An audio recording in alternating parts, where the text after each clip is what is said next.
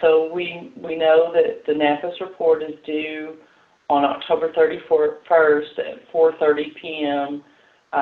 Eastern Time, so that's 3:30 p.m. my time, and that just means you submit it into the portal, and then you'll have your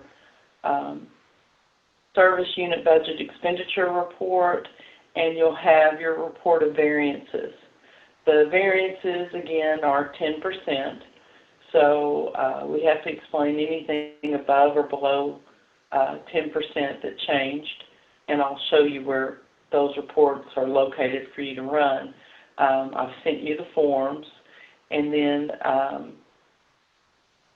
the missing data, of course, is still limited to 3%, and there is a report you can run to do that too. If it's like me, I try to eyeball it and then I'll miss something. So a lot of times I'll run the report and just highlight it so I know what I need to address in my 3%.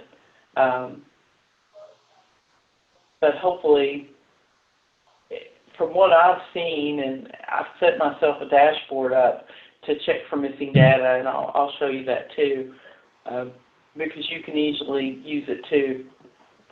But I use that dashboard, and it's looking pretty good, so I think as a state we're in good shape. Okay, any questions about the reporting requirements? It's really pretty much the same as it has been in years past.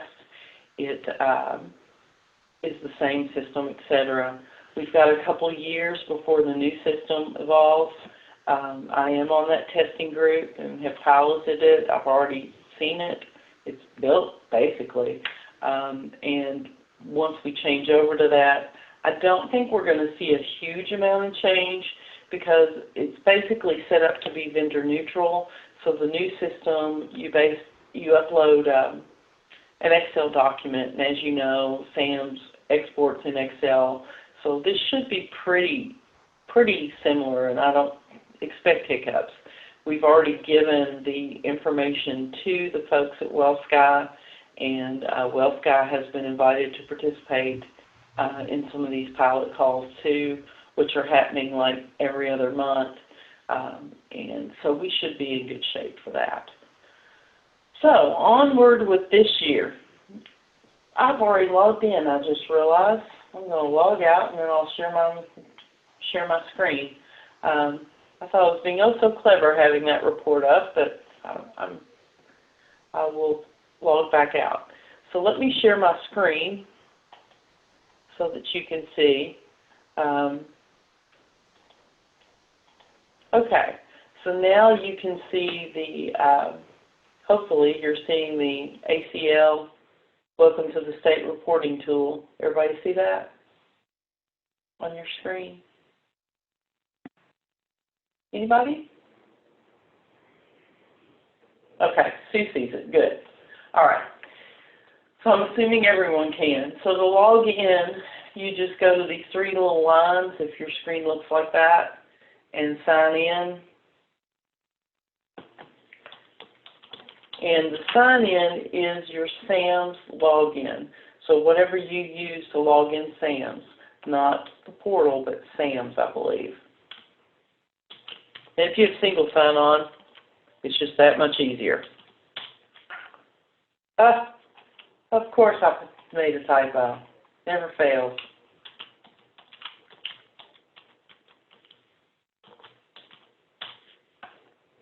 Anytime I'm trying to do a demo, I always make typos. Okay, so once you're in here, then you're just going to come over here and hit the reports. And then you'll click New Report.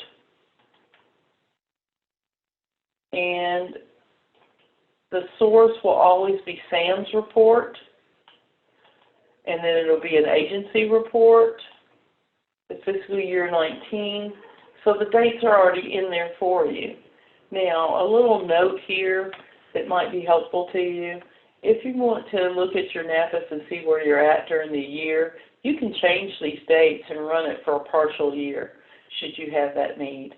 But for now, leave them as they are, because this is the reporting that we want. As a reminder, the federal fiscal year is October 1st to September 30th. So that's why these are the dates set. Then it should have your name and address if you're the submitter, and then you click Next. This one is because I'm logged in as Dale, so you're seeing Dale's phone number instead of Grad's. When I do Grad's, I'll be in as Grad. And then, as you can see, I've saved my username and password here, and I do use single sign-on, so I'll hit Next. And then you would select your agency, and then you would typically leave all these sections checked. Now, if you're just looking before you run it and you want to see if you have missing data or something like that, you might click one section or so. The NAPIS report typically takes about 20 minutes or so to run, depending on your connection. It could take 30, but it will populate all of these for you. Now, I did it live when I did this earlier in the week, but today I've already got one, so I'm going to cancel this and then show you what it looks like. That'll be a little easier. So I've got one in here. It's Grad. Since I've run it here, I will end up deleting this and redoing it because I want to show you a couple of things I found. So this first part is going to give you your numbers of estimated clients. The first one is your registered services from the Older Americans Act, and it doesn't include caregivers, as you see. The second and third are going to be a duplicated count of unregistered services supported by Older Americans Act. So that's going to be the things that you see on your other page on that Section 2E, I believe, is where the other services are. And then your total estimated unduplicate count of persons, and still doesn't include caregivers, is down at the bottom. This is going to include consumer groups and all sorts of things. So that's what those numbers are. These aren't anything you really have to check or do anything with. When you get into the following sections, this is where you start getting into it. So this is Section 1D. The first thing you're going to do here is you're going to start looking at what's missing. So you can see I have a few missing. Is it 3%? I believe all these are below 3%, so I'm good to go. If I choose to, I can go ahead and clean those up, but so long as you're under 3%, you're okay. And 3% would be of your total, so $14.96 here. I'll use my calculator. Would mean I'd have to have about 44 people, because it comes up to 44.88. If I had 44 people, I would be forced to fix this because I couldn't submit it with that much missing. Now, the thing I will say here is this is like the summary of all your Cluster 2 registered services, which I believe, as we continue, you can see your congregate, nutrition counseling, and assisted transportation.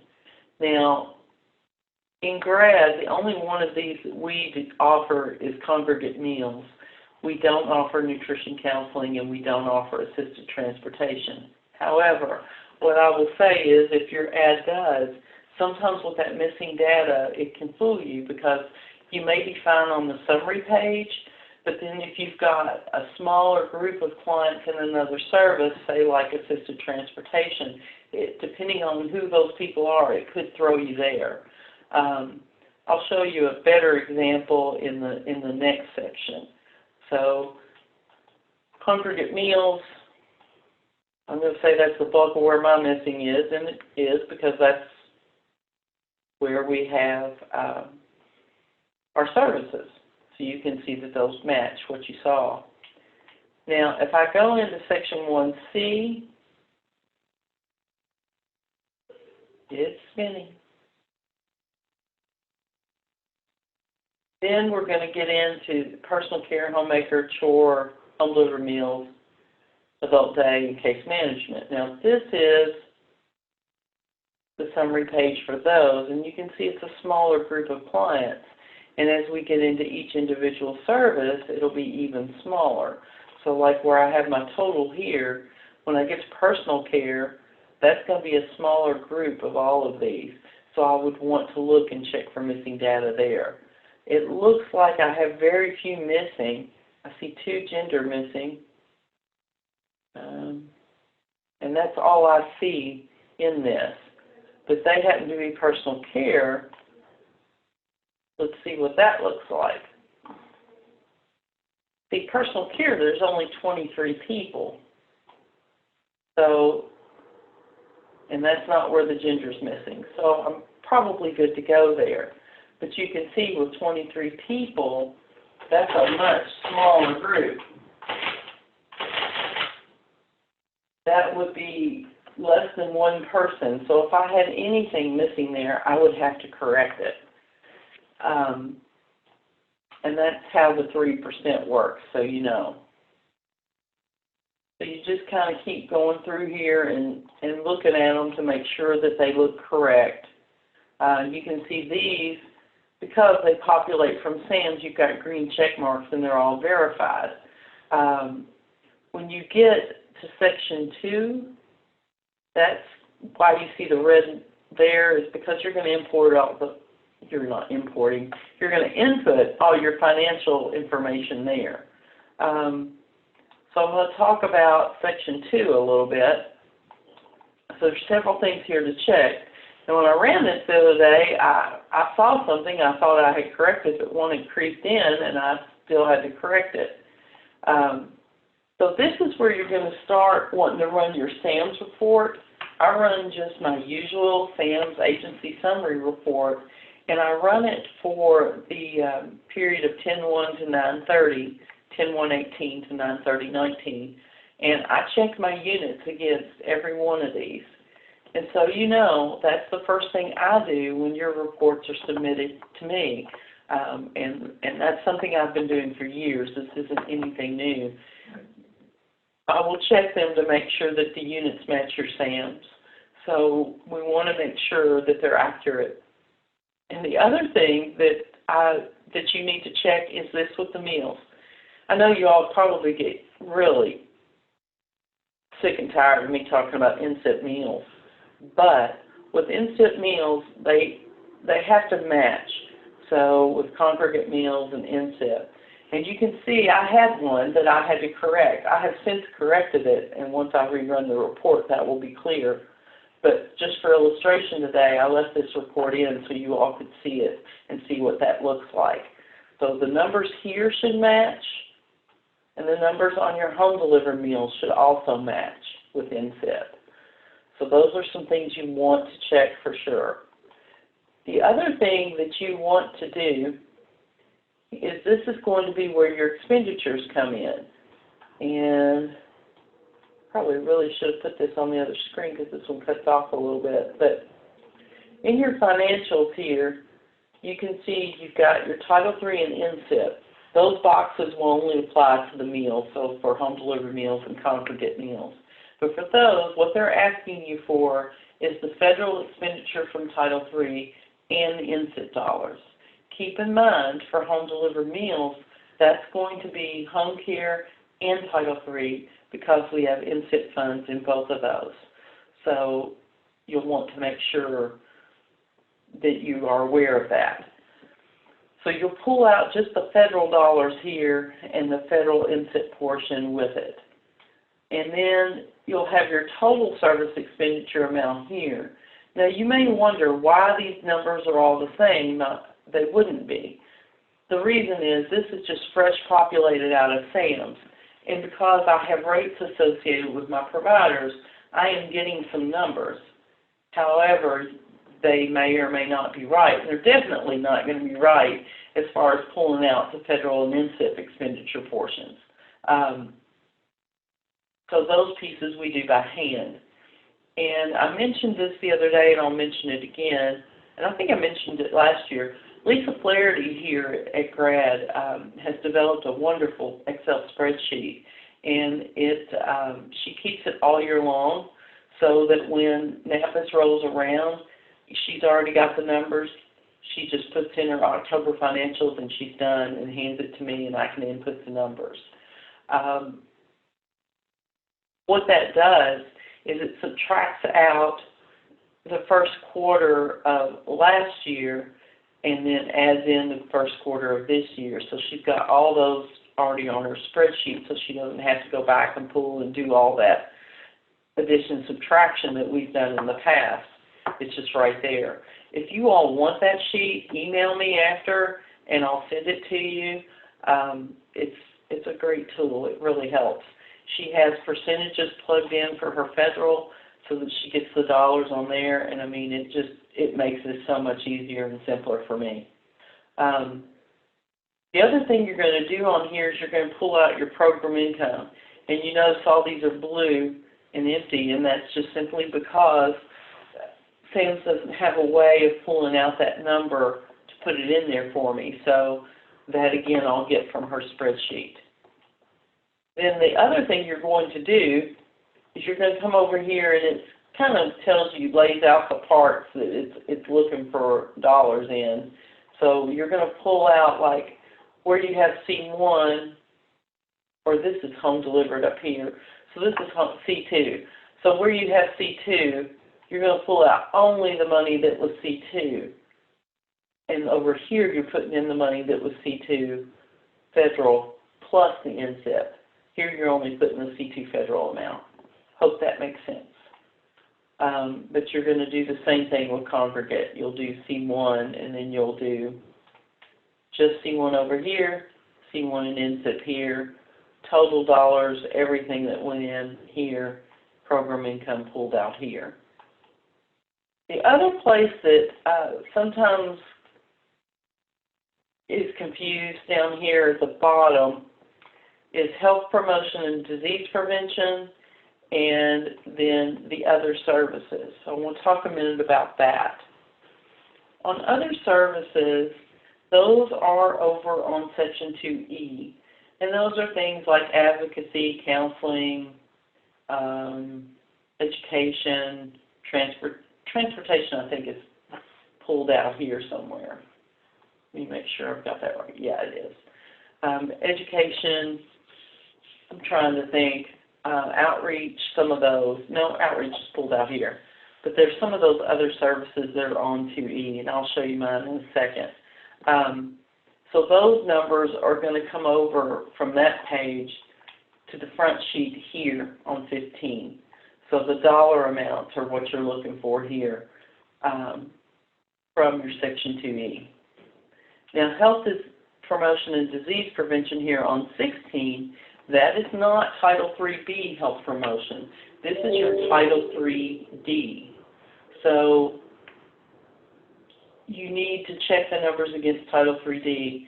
And I say this every year, the program where we have the most changes, particularly with new services being identified as peer-reviewed, etc., is Title 3D.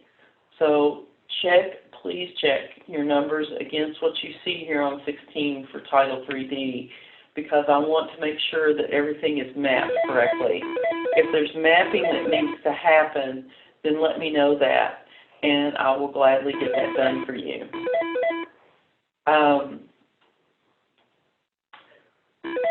Sorry, my phone is ringing.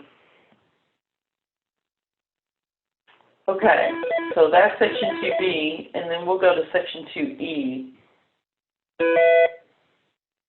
In Section 2E, this is where those other services are. So advocacy, counseling, education, friendly visiting. This is 3B, health promotion. And then this is where you're going to add your ombudsman activities. I'm going to delete that so I can show you how to do it. That's in there from the other day. So when you go to add the ombudsman in here, as we've been asked to do, you will click Add New Service. I call it Ombudsman. For the service unit, I call it Ombudsman activities, and that's because it won't let me add complaints in there. It tells me the name is too long when I try that. In this, you can look through these and see, but I believe the thing that the mission purpose category should be services which protect elder rights. So you would choose that.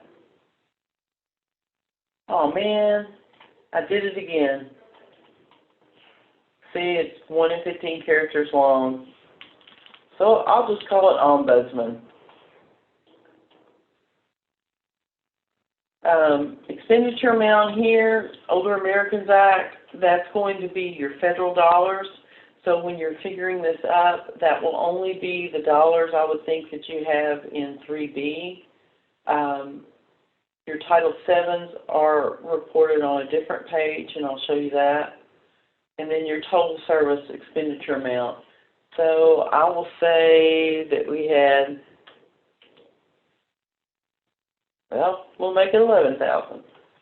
And then total service expenditure amount and an estimated unduplicated person served. Now that number you will need to work with your ombudsman. If they're in-house, that should be pretty easy. But it would be the number of beds that you have in your district, because those are the people we serve for ombudsman. And you'll want to get that number from them. I'm just going to put 2,500 for now. Estimated service units. This you will do by using your Ombuds Manager reports, which are down right now. I think they just sent a workaround, but hopefully the Ombuds Manager reports will be working again before NAPIS is due. But that's where you get your service units, and you get it from the Activities and Complaints report. And the way we do it here is we percentage that out against the funds. So we take that against just the federal funds, the funds in 3B for this particular page. So sort of like you do your ombudsman invoices and you percentage all that out, those will be your units from 3B, that percentage of the units. For now, I'm just going to make up a number, and I'll hit Save, and that will add the line to my 2E other page.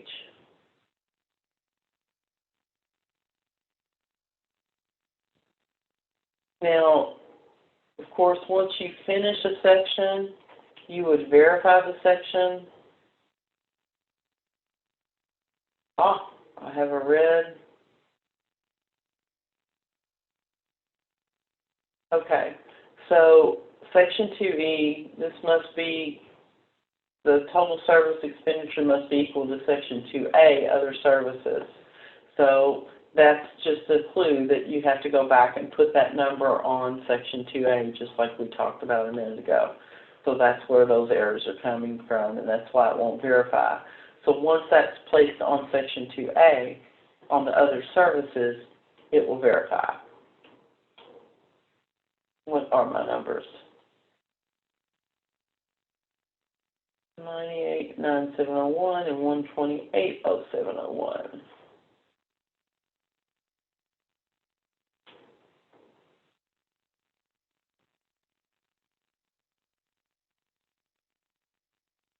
Yeah. So I'll go back to Section 2A. I'm trying not to give you whiplash, but probably am. And here on Other Services, that line is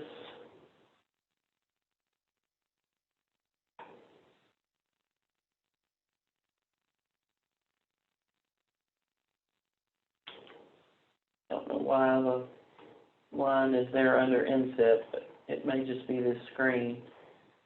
And then the total service amount, I'll go back and grab that.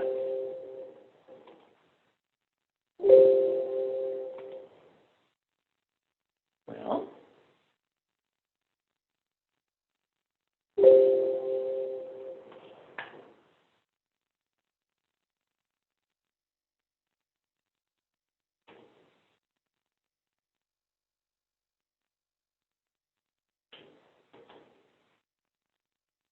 I wonder if I messed up because I hadn't saved that.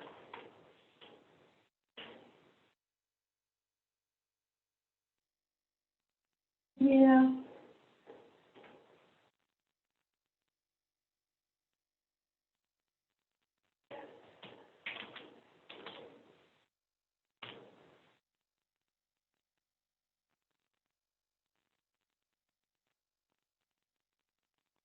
Putting it in like I would if I were doing it here.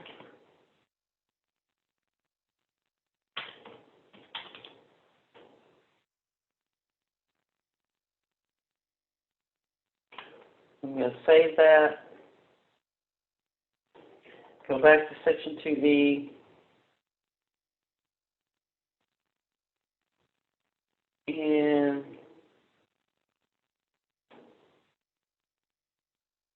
it verifies. So that's how you would do that, so you know. Okay. Let me think. Okay, another important thing to do is caregiver. So I'm going to go back to Section 1, and then we'll talk about Section 2, B, and C regarding caregiver. So in Section 1E and Section 1F are your caregiver numbers. Now, the way you want to check these, and it's a little different, is when you're looking at your caregiver page, you want to run a report in SAMS, and I will show you how you run that report to check that number. The key here is that these are not information or assistance clients. They don't get counted here. So I will show you how you can run a report for that.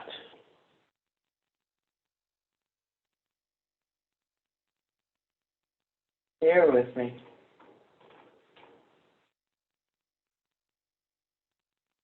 I'll bring that over here for a moment. So when you're in SAMS, you want to run a report to check that. So the report you would run, oh, I hate it when it does this, is an agency summary report, which is what I have here. Back down here. And let me filter this to grad.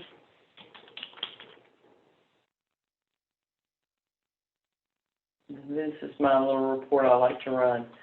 So in agency summary report, you can run it, and in the service section, you would run it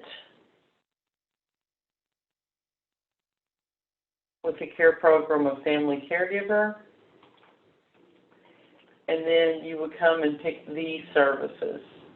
So remember, these are divided. So your family caregiver services, the caregivers are under SCSP, grandparents are under grandparents, which I hope makes it easier for everybody.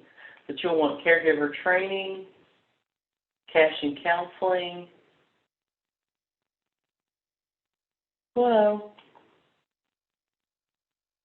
individual counseling. I'll take those right there. Respite. I'll just do all those. Supplemental and support groups. And that's the ones you want to look at. So when you run that report, then you can check your numbers. So I'm going to pray this one says 51. If it doesn't, I'll have to go figure it out. If it doesn't, it means that it's likely someone didn't get counted due to age or something like that. Ooh, 19? No. Well, I think I have work to do, or I've missed something. What did I leave out? Oh, I see something I left out. That was bad. Let me go back to that.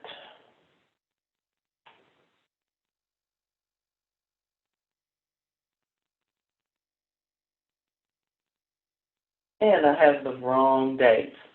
There we go. 1001 18, 9/30/19, and let me make sure, because I didn't see caregiver training, and I know we've had some, or I think we have. Yeah, it's in there. It was just the dates that messed me up. So make sure you're running the federal dates, 10/1 to 9/30. So you can preview that. Now it should be closer to 51. Gee, I gave myself my own little heart attack. And it is 51. Thank you. So that's what you're looking for. And when you run it with just those services, that should match your 2E. 2F works the same way. So I'm going to take Sam's off of here now. You can see the 51 matches. So now, for Section 1F, you'll do the exact same thing, only with the grandparent services. And the number you're looking for is 17. And again, I can't emphasize this enough on the 3%. When you've got a pool of 17 people, you can't have any missing data. So if you see any missing data in, like your caregiver, you're going to have to correct it. But that's how you would verify those sections. I think I've covered all of Section 1. I'll go back to Section 2. The one thing I didn't cover, I'll continue with caregiver here on B and C. And this is where you'll want to check your caregivers and your units against your SAMS report to see that they match. I'm very happy to say mine do. Yay. Oh, that makes me happy. They match exactly. So this first one of 27, if you're wondering where I'm getting that, the 2 from caregiver training, the 7 from individual counseling, and then there'll be a support group down here of 18, and that comes to 27. Thank you. So that matches. But that's what you're looking for. And you can see this matches. The respite and 217 for supplemental matches as well. I don't have the report, obviously, for information and assistance, but if I run it with the full services, I should see those numbers as well. Grandparents, again, works the same way. Do remember, can't use consumer groups anymore for grandparents and really for caregiver either. While I disagree with that particular rule with caregiver, we've never heard anything different from ACL. So that's where we stand. But here you'll have the same thing with your grandparents, and you'll just plug in your expenditures. In federal, you'll pull that portion out and then put in your total service expenditure amount. So that takes care of Section 2 there. And then Section 2D, I believe, is Title 7. And this is where you will put your Title 7 numbers. I don't believe anyone has legal assistance development funds, so that should be blank on everyone's report. But these 2 should be completed with your Title 7 expenditures. Okay, so that's Section 1 and 2. Section 3 and 4, you will put your numbers, I believe, on Section 3B. This has already come up after the first training. Some people started looking at this and had a question, so I want to share with you. On this particular section, when you're figuring your personnel categories, this is only those who are working with Older Americans Act funded programs. So you would not include home care here. You would not include any of your waiver staff here unless they're doing something with Title III programs or family caregiver or something. But it has to be something with the Older Americans Act programs. And you'll just percentage that out. The way we do it here is we have, and you all probably do too, all the jobs have a funding code tied to them. So when we do our timesheets, we put in our time based on those codes. So finance staff gives Jennifer a copy of the hours for everybody, and then she's able to take that and pull this report based on the hours that each person has recorded under the Title III and Older Americans Act programs. So you know.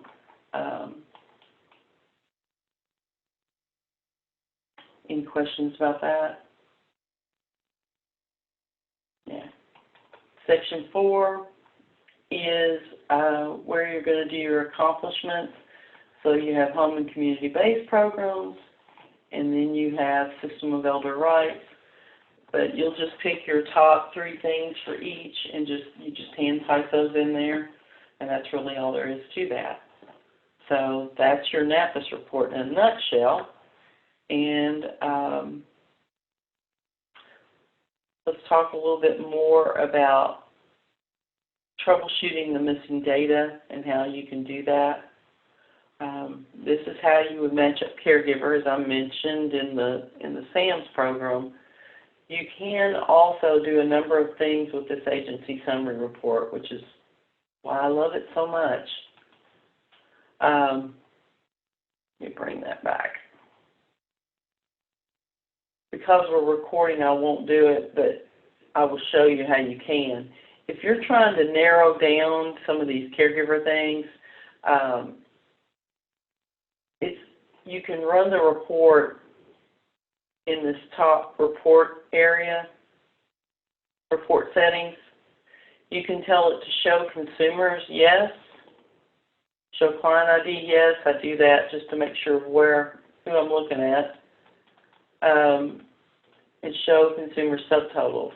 So if your numbers are off in your units or clients, this is a place to look, and you can usually visually check it and figure out what that is. Sometimes, I mean, there's still the possibility that somebody could put a grandparent service on a caregiver and vice versa, but this is where you could work with your caregiver and visually see it, because it'll print out the names and the units per service under family caregiver, and that can help you quite a bit. You all are probably used to doing that when you do invoices each month.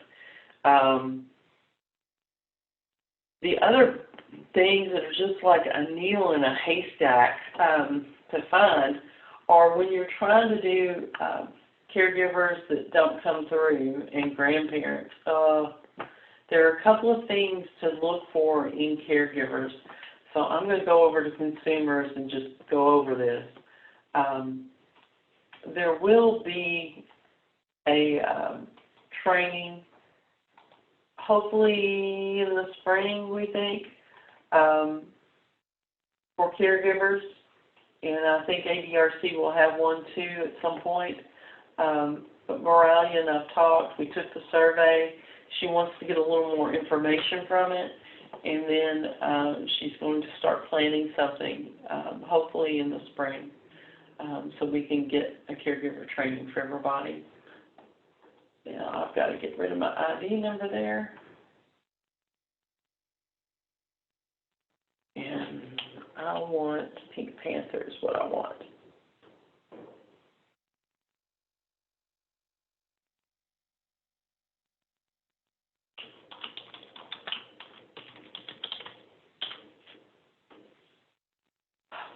Didn't let me.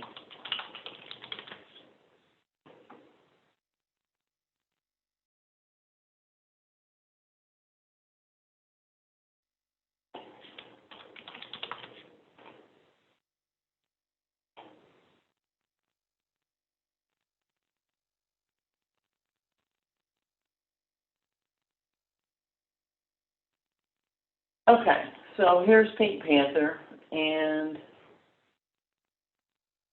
I have him set up in Family Caregiver. I'm going to move over here to focus on the things I want you to see. The thing to remember with Family Caregiver, there are so many things that can throw it off. So with relationships, you've got your, as you see here, non-relative, but you also have other elderly non-relatives. Anytime you see elderly in the relative, What that means is it relates to grandparents. So that particular relationship can only be used with grandparent caregivers. And I'll give you a look at the drop list. So where you see other elderly, I'm tongue-tied, other elderly non-relative and other elderly relatives, those are the ones that you use with grandparents. The non-relative and other relatives can be used with caregivers. Daughter, daughter-in-law, husband, etc. would be for caregivers. Grandparent, again, just with grandparent caregivers. So the system's pretty picky, and if those get mixed up, that's going to throw your NAPIS report. Another thing to think about with this is with the folks, the grandchildren that age out. I'm going to explain this as best I can, but as you know with NSIP, or maybe you've seen it, there have been some where when I run the report, I can see the person is 60 and is eligible, and they were served a meal in the month of their birth date. So what that does is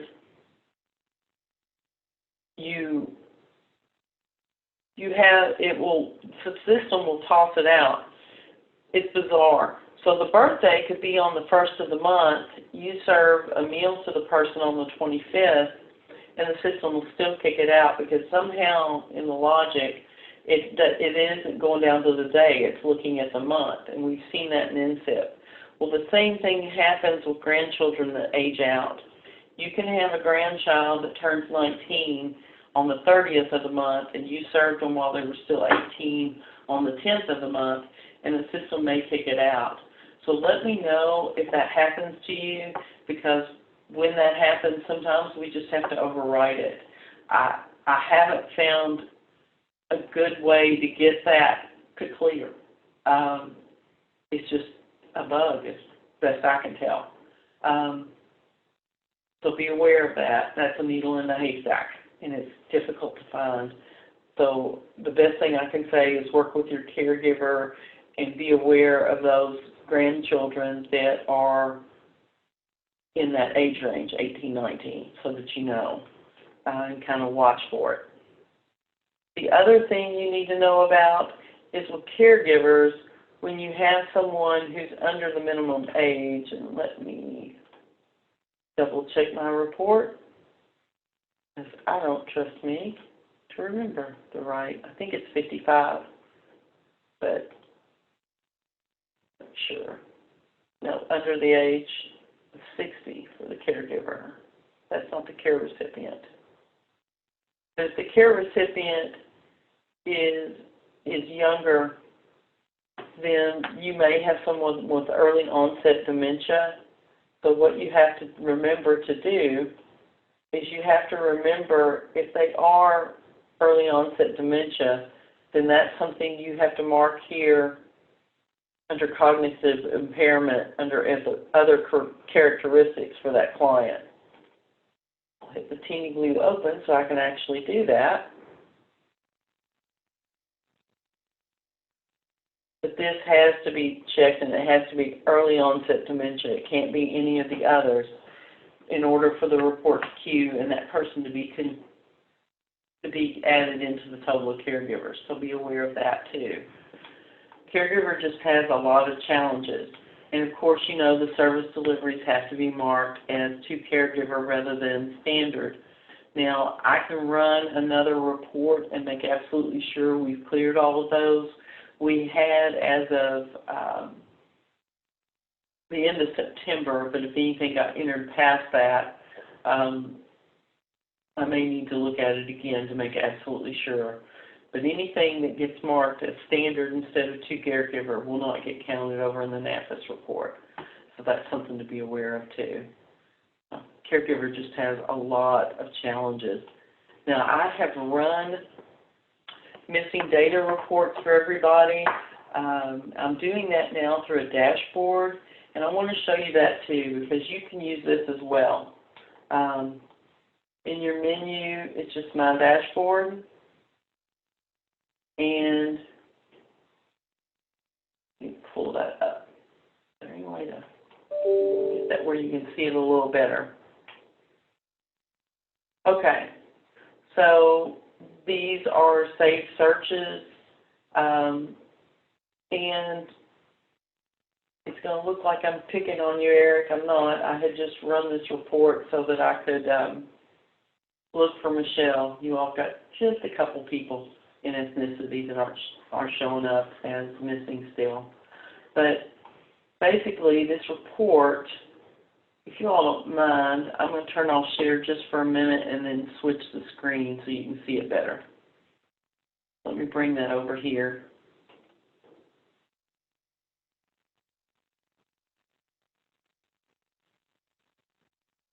Okay, now I'm resuming the recording. Get rid of that. And get rid of that. Okay, so you can run this report with dashboards, and it's these that say all missing ethnicity here, all lives alone. Any of these that say all, you can use them. And you just go to My Dashboard, click Add Widget, and it would be Safe Search Service Delivery. And what I've done is I've created some safe searches and kind of backed into these by using the fact that the default on these is people who have been marked as either unknown or don't know, because that's the default in SAMS. So I kind of know if those are chosen that it just hasn't been addressed. And so I've run these little dashboards, and these are a great way that you can stay on top of missing data. And you can just add these widgets as you want to look at each one as they come up. Yay! It's clear. That's a beautiful thing. But you can run each one, and they will come up, and you can see what you have missing. They say all, but I think when you see them, you will only see your area. But feel free to use them. They're very handy. You can use dashboards in a variety of ways, but this is one way that you can quickly see missing data and get to it before I send you a report. Any questions about that? Okay. And then I've kind of shown you some of the SAMS reports that you can use to find missing data, and how you would look at that and compare your units, etc. So I think we've covered that on the agenda. A couple other things I want to show you, and I'm going to move to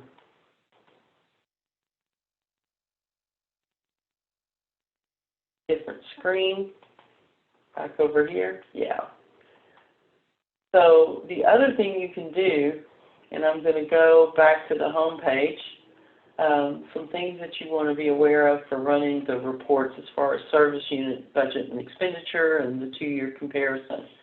I also want you to know that the guide that I live by for everything in NAPIS, and what I find very helpful, I think Commissioner just sent it to you with the new taxonomy, but if you didn't receive that note, then this is the place to get it. So Home SRT, this one you say it's 2016, but it hasn't changed, so it's still the same. But you can print this out. I keep a copy in my desk drawer all the time for any questions I get, but it's right here on the SRT homepage under Technical Documentation, SPR Form and Definitions. That thing is so handy because you can look in the back, and just like Commissioner just sent you, you can see a blank of all these pages, but you can also see all the service definitions in here. And this can help you tremendously as you're going through the NAPIS and trying to figure things out. So that's one thing you need to know, and you should have it. The other thing is In addition to reports, we're going to look at the analysis reports. So what we're asking for is this 2-year comparison. When I run mine, it won't be complete. It's going to pop a bunch of zeros. But the 2 years you're comparing are 18 and 19, and you're going to come in here, and it will be agency, and the agency organization is Green River, and then the state one,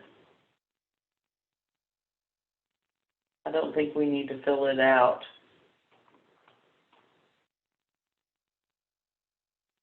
So let's just go with the agency organization, latest updated in progress report only. In your case, it would probably be submitted SPR only. If you've submitted your NAPIS and then want to run this,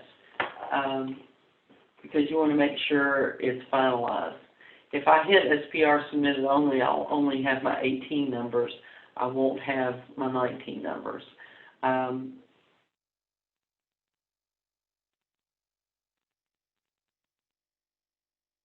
But it'll run the report. This one will have a lot of zeros, but it will give you your numbers that you need for your variances.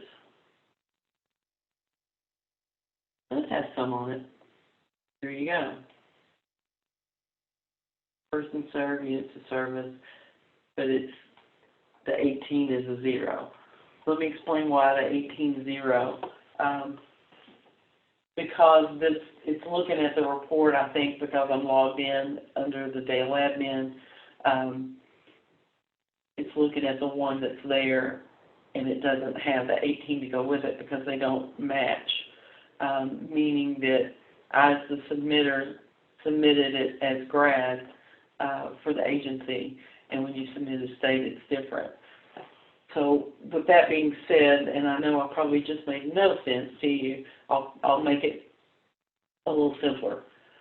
If I try to correct anything you submit, I will mess you up for your comparison report. I know because that's happened to me in the past. Way back in the day, one of the Dale admins was trying to help me and said, oh, this is just one thing, I'll just update it for you. Well, then the next year I couldn't run a comparison report because it automatically somehow changed it in the background as to who submitted it. So if there's any errors, and I'll let you know about that, you will have to unsubmit it and update it on your end and then send it back. And that's just simply because I don't want to mess this up. So you'll know. But that's where you run your 2-year comparison. I think you're pretty familiar with that. And then you go through and look at all these percentages and map that out for what you need to explain. Also in the analysis report is the missing data report. You can take that to help you see anything you think may be missing.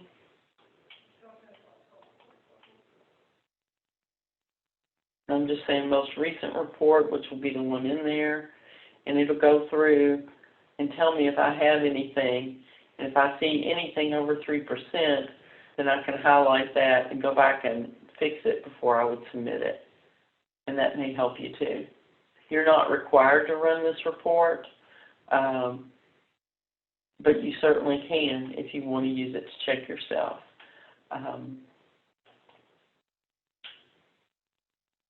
Okay. Trying to think of anything else I've missed. I don't think I have, but just be aware of that. Now, I do need to mention a little bit about the justifications. You know, I'm the poster child for some of these because I can remember an example being given at a staff meeting and it was like, oh yeah, that was me. But when you're writing your justifications on those 10% variances, make sure you're very specific. that will be something Dale staff will review and determine. But if you have, for example, if your congregate meals are down, I used to be the poster child when I had no clue and couldn't figure it out. I would just write down, well, it's client preference. Well, we can't do that anymore. So what we have to do is really define it. And I'll give you, I'll just break this down a little at a time. So one year we did have a problem where our congregate meals were way off, and it was weather related. But you can't just say it was because of the weather. What you would do is, in our case, we had a lot of snow that closed centers. Then we had rain in the spring, and we had flooding, and it closed some of our centers for 2 weeks because the roads were impassable in rural areas. So that's the justification I had to write, was our congregate meals are down because we had snow and then rain and flooding, which closed the centers down for 2 weeks. That's a justifiable explanation for a 10% variance. So keep that in mind as you write these. What we do here, and I don't know if this will help you or not, but what we do at GRAD is we get with program staff. There's just no way one person can know everything that's going on in all the programs. So we work with program staff and have a conversation to find out, why it changed.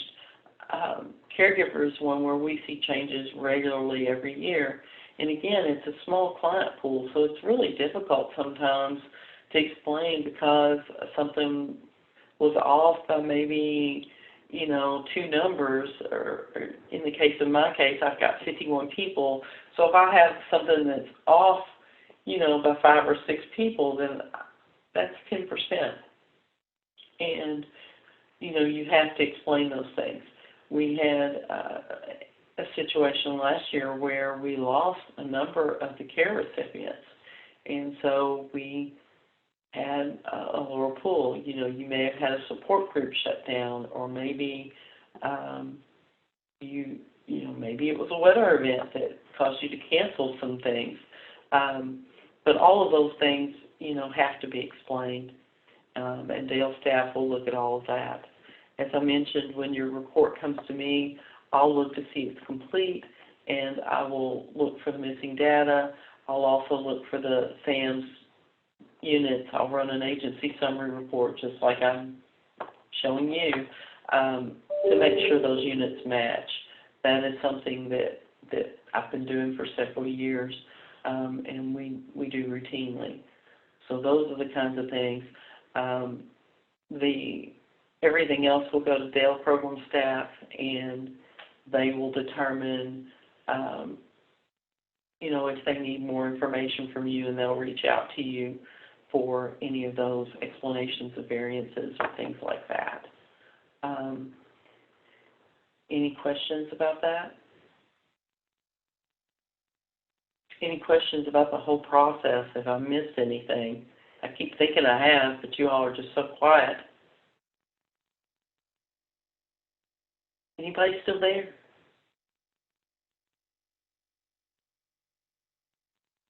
We're still here. We're still here. Okay, great. Sometimes I don't know. Everybody's so quiet.